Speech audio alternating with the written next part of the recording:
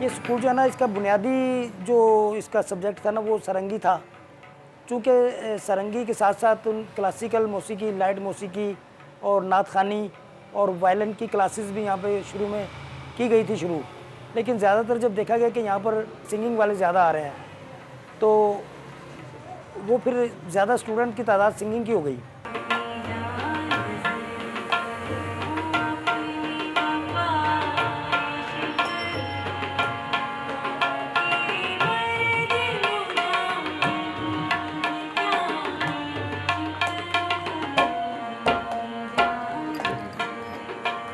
तो सरगम से स्टार्ट करते हैं सभी और इसी तरह आहिस्ता आहिस्ता कर रहे हैं।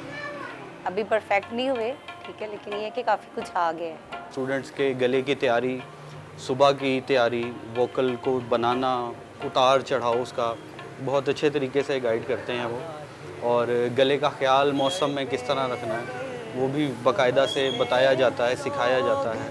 बेगाना आलम है सारा, यहाँ तो कोई हमारा दर्द नहीं पहचाने है, पत्ता पत्ता